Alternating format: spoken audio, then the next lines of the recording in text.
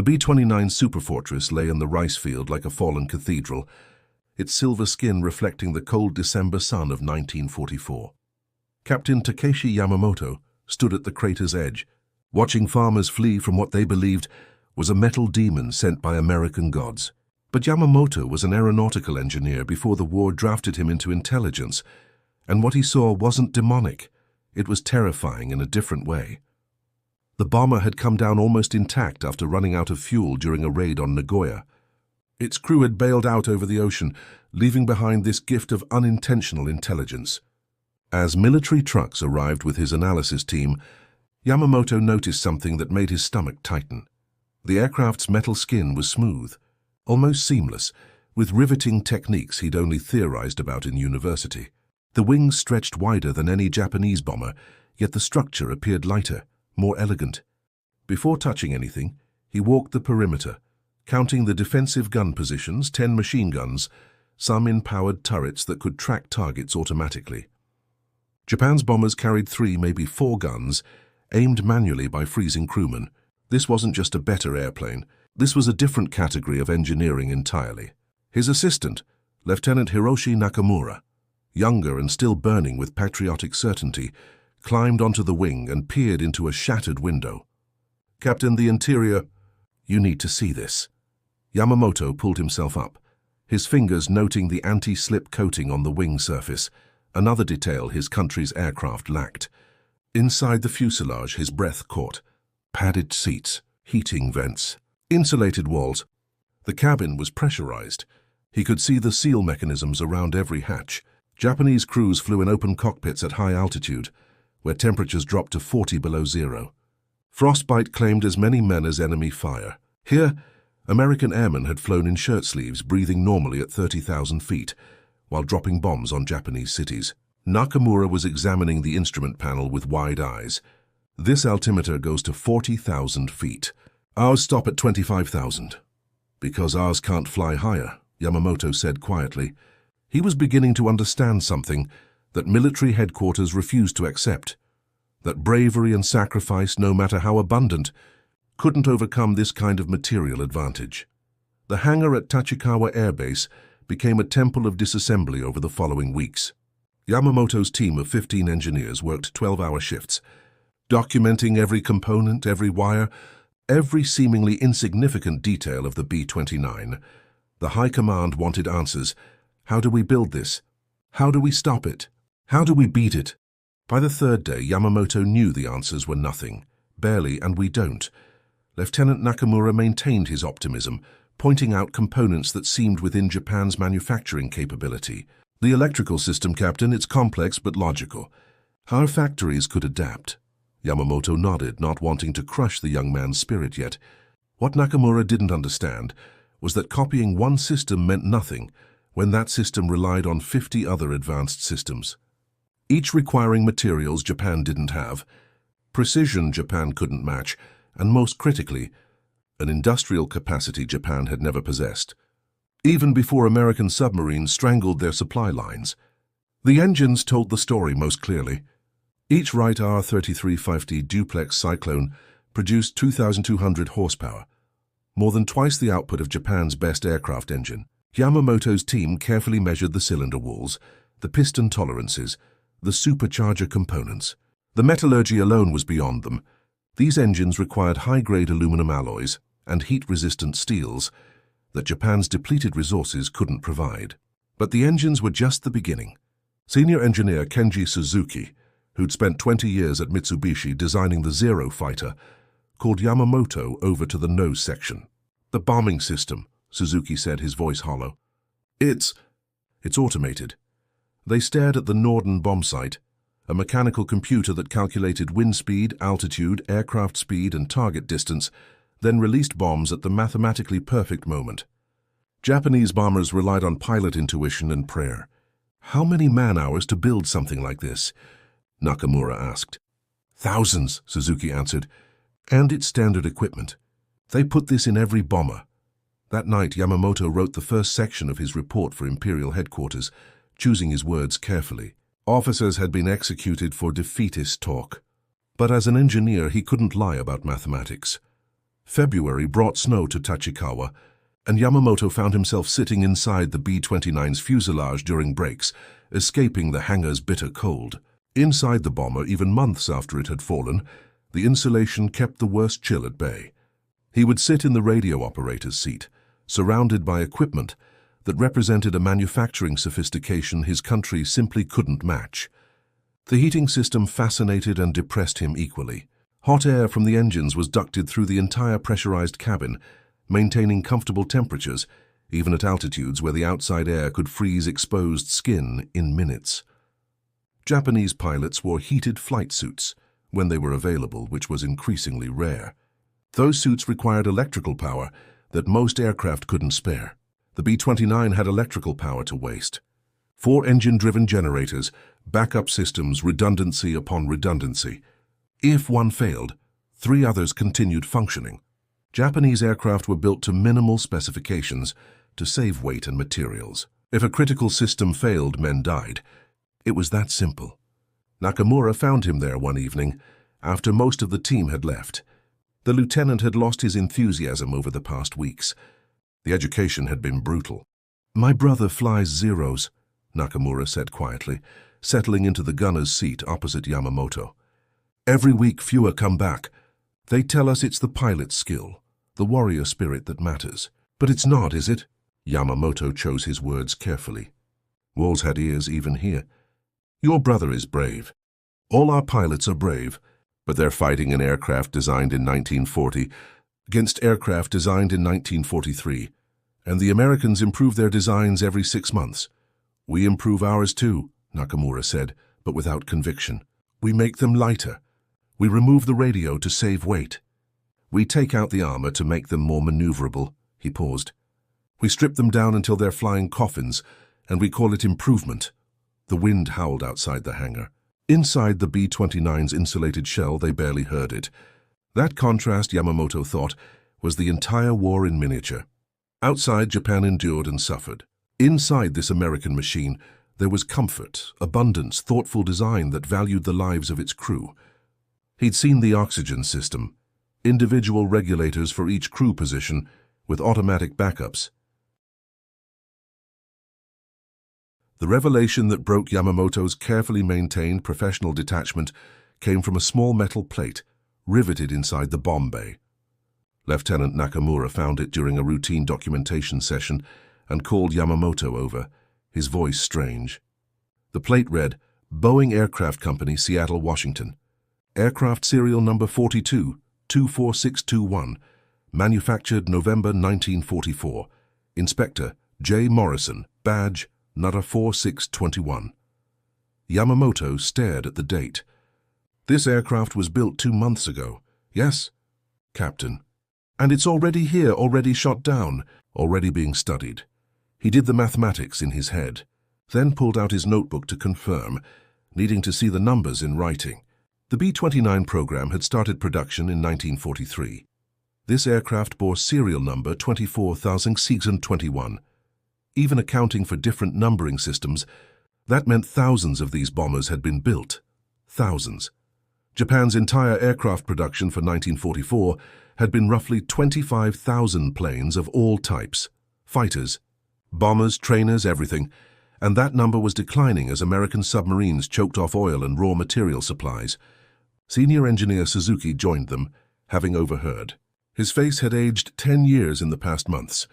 "I contacted a friend at Nakajima," he said quietly. "He's working on our new heavy bomber project. They hope to have a prototype flying by summer.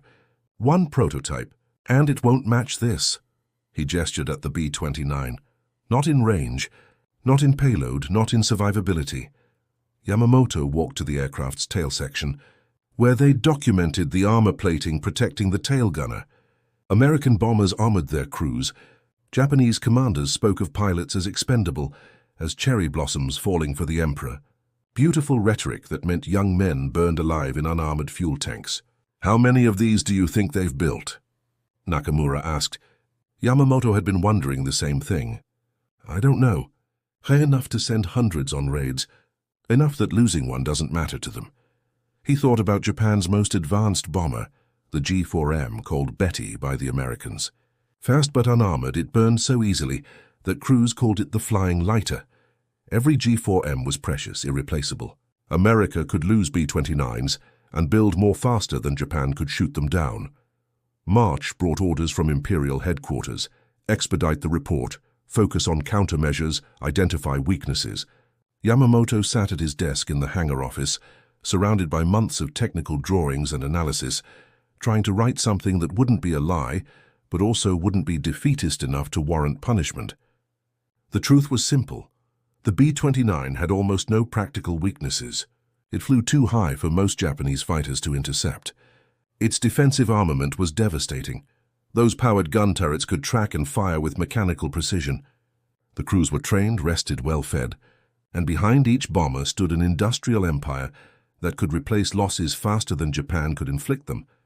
Lieutenant Nakamura entered with tea, a small kindness in increasingly harsh times. The young officer had changed. The patriotic fire had dimmed, replaced by something sadder and wiser. "The report, Captain? I'm trying to find a way to tell them we're fighting the future with the past." Yamamoto sipped the tea. It was made from roasted barley, not actual tea leaves. Those were gone now, along with so many other things. What if we just told them the truth? The truth? That we can't win. That we should stop before more men die. Yamamoto looked at his assistant for a long moment. Such talk was treason, punishable by death. But in the privacy of this office, surrounded by American engineering that proved Japan's helplessness, he couldn't disagree. "The truth is my report," he said finally. "I document the thermal insulation that keeps crews comfortable at 35,000 feet. I document the oxygen systems, the pressurization, the redundancy. I describe the bomb site that can drop ordnance within meters of a target from 6 miles up. I detail the engines that produce power we can't match with our best metallurgy." He paused. "And I hope that someone at headquarters understands what I'm really saying." Senior Engineer Suzuki knocked and entered without waiting. His face was grim. "I've just received word. The Americans have begun firebombing campaigns. Last night, Tokyo, they say tens of thousands dead, entire districts burned." The three men stood in silence. The B-29 behind them, disassembled and documented, suddenly felt less like a research project and more like a prophecy of destruction. April 1945. The cherry blossoms bloomed early at Tachikawa, a bitter irony that wasn't lost on Yamamoto as he walked to the hangar each morning. Cherry blossoms, the military's favorite metaphor for beautiful, brief sacrifice. But there was nothing beautiful about what he'd learned in 5 months of studying the B-29. He'd learned that war could be won not through courage, but through manufacturing capacity, through standardization, through an industrial system so vast it could afford to value the lives of its workers and soldiers. The American bomber represented a worldview where machines protected people, not the other way around. The final report sat on his desk. 847 pages of technical analysis, drawings, metallurgical studies, and carefully worded conclusions. Yamamoto had written 3 versions of the final summary. The first had been too honest, recommending immediate surrender negotiations before more cities burned. He'd burned that version himself. The second had been too optimistic, suggesting countermeasures he knew wouldn't work. That one he'd also destroyed. The third version told the technical truth and let readers draw their own conclusions. It documented the impossible engineering gaps, the resource limitations, the industrial capacity disparities. It described the B-29 not as a weapon, but as a symbol of American abundance. Pressurization, heating, armor, redundancy, comfort, all standard features because America could afford them. Lieutenant Nakamura had volunteered to deliver the report to headquarters. The young officer had lost 2 cousins in the Tokyo firebombing, and something had hardened in him. Not anger, understanding, the dangerous kind of understanding that made men question orders. "They won't listen," Nakamura said as he packed the report into a leather case. "I know," Yamamoto replied, "but we have to try." Senior Engineer Suzuki sat by the window, watching cherry blossoms fall. "I have a son," he said quietly. 17 years old. They'll conscript him soon, for the final defense of the homeland, they say. They'll give him a rifle and tell him to stop tanks." He turned to Yamamoto. "Your report, if it changes even one mind, if it saves even one boy." He couldn't finish. The hangar felt cavernous after the B-29's components were shipped to various research facilities across Japan, scattered, so no single American bomb could destroy all the intelligence. Yamamoto's team dispersed as well, some to other projects, some to military units facing the advancing American forces. He remained nominally to supervise follow-up studies, actually because he had nowhere else to go.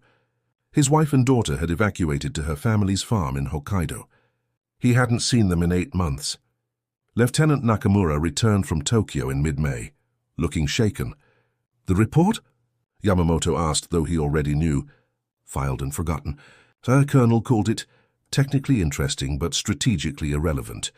He said our Yamato spirit would overcome material disadvantages." Nakamura laughed bitterly. Yamato spirit. As if spirit can pressurize a cabin or manufacture high-grade aluminum.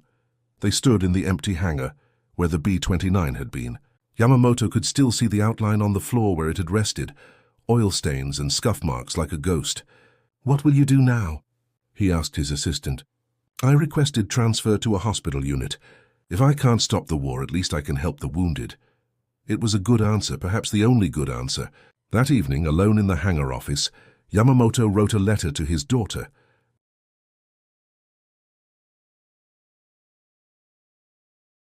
Not to be sent now. Postal service had become unreliable, and he didn't want military censors reading it, but for later, if there was a later. "Dear Yuki," he wrote, "I have spent 5 months studying an American bomber, and I have learned that war is not won by the side with the most courage, but by the side with the most resources and the wisdom to use them well. I hope that when this war ends, and it will end, you will live in a Japan that understands this lesson. A Japan that values engineering over empty rhetoric, that protects its people instead of asking them to die beautifully. The aircraft I studied was designed by engineers who cared whether their crews came home. That simple fact, caring whether people survive, made it unstoppable." Outside, air raid sirens began to wail. August 1945, Yamamoto stood in the ruins of what had been Tachikawa Air Base. Though calling it ruins suggested there was something left to ruin.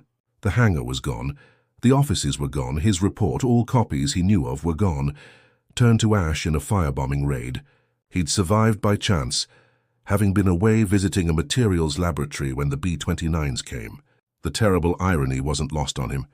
When news of the surrender came on August 15th, Yamamoto felt no surprise, only exhaustion and relief.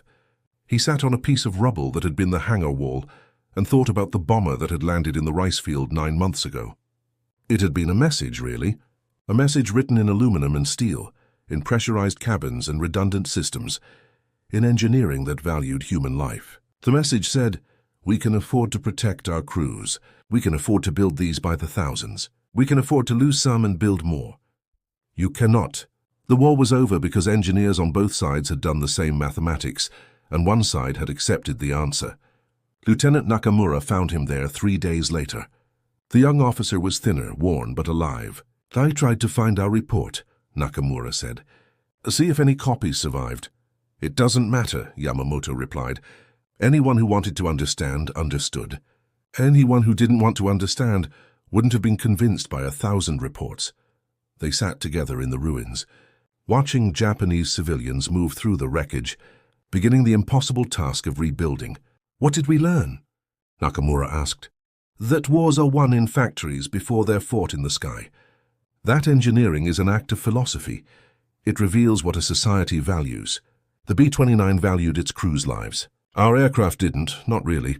And that difference meant everything." Yamamoto thought about his daughter, safe in Hokkaido, who would grow up in a defeated but living Japan. "And we learned that sometimes losing is better than winning a war you should have never fought." In the distance, the first American occupation forces were arriving. The war was over.